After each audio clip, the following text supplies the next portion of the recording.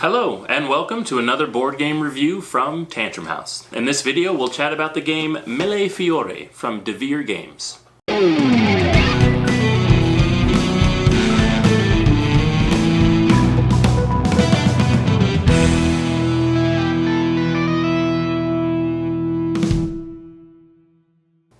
Hey all, welcome back to another video. My name's Jonah Dew, and this video is about my opinion on Mille Fiori. Now, this game was designed by Reiner Knizia, and if you've been following board games for any amount of time, you'll know how big of a deal that is. He's designed super popular games like Witchstone and The Quest for El Dorado, among other award-winning games. So I was very excited to play this game, and so I'll start the video by actually just going over the overall theme and the rules for you. In this game, you take on the role of glass manufacturers and traders who want to profit as much as they can from their role in the production of fine glass art. The game board features different aspects of the glass production cycle: workshops where the glass is created, houses where it's installed, people who support your work, trade shops where it's sold, and the harbor where ships take the glass to faraway locations. You want to be present in all of these areas, preferably at just the right time to maximize your earning and your points.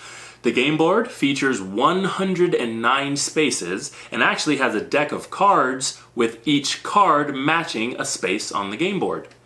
At the start of a round, each player receives a hand of 5 cards. Each player then chooses one card from their hand, passes the remaining cards to the next player, and then plays their cards in turn, beginning with the round's start player. And typically, you'll place a diamond-shaped token of your color in the location depicted on the card you chose. So, if you place in the workshops, you'll score 1 point for each of your tokens in a connected group with the newly placed token. And you'll double that score if you play on a pigment field. If you play in the residences, you score a listed number of points. And if your token is preceded in the line by one or more of tokens in your color, you'll score those previously played tokens again. In the townspeople area, you score 1, 3, or 6 points based on the height of your token in the pyramids. But you can only place at the higher levels if the lower spaces are already filled. You'll even double your points if the card symbol matches the space you filled, and supporting tokens will score again as higher tokens are placed. In the trade shops, 4 types of goods are present. And when you place a token, each token on that goods type scores for its owner points equal to the number of goods of that type that are now covered. In the harbor, you move your ship equal to the number of the played card, and you score points based on the space where you land. Then you place a token in one of the 5 rows. When that row is filled with 3 ships, each token in that row scores for its owner a set number of points. It could be 1, 3, 6, or 10, depending on the number of trade goods that are in that row. Alternatively, instead of playing a card for the space that's located on the card, you can play a card for the ship movement points, and you don't place a token on the game board when you do this. In a round, each player plays 4 cards out of the 5, in a 3 or 4 player game that is. There are a few different rules for a 2-player game.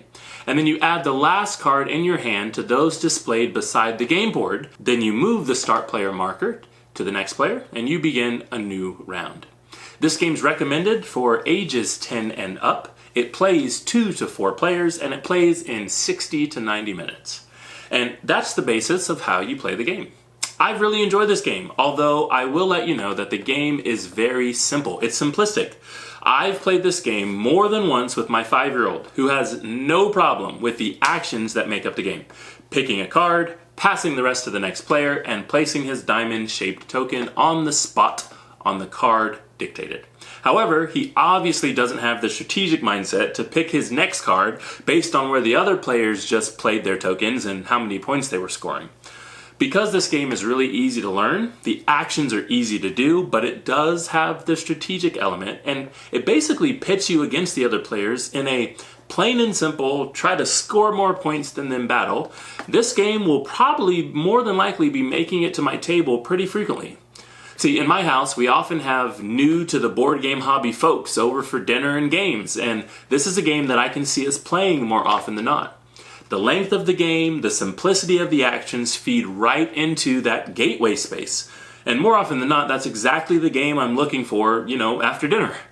I'll also be the first to say that when we get together with the other members of Tantrum House, or really what I'm trying to say is more experienced gamers, will more than likely want a game with a tad more depth than this one, although there'll be nothing poor said about this game at all. I believe that Devere classified this game exactly correct when they placed it in their family category on their site. Some other things you might want to know. In every single section on the game board, there is a way to score bonuses. You basically just need to pay attention to what that section required, and most sections are just asking you to place a token on each of the symbols located in that section. There's also a bunch of ways to score an extra turn, or get another card to play. And all you have to do is pay attention to the card symbols that are located on the board, and in the different sections, do exactly what it's asking you to do in order to get the extra card. Because there are ways to get the extra turn or extra card, what that really means is game end is normally triggered when one person is going to run out of those diamond tokens. There is a secondary way to end the game, which is to use the entire draw deck, but I've played 4 or 5 times now, and every single time someone has run out of the diamond tokens in order to end the game. However, that's Mille Fiori from Devere Games. Again, it's very simplistic. I think that it fits directly in the gateway category, and you're probably going to get a lot of talk from me about this game because, like I said, I'll probably be playing it. Anyway, that's all from us here today at Tantrum House.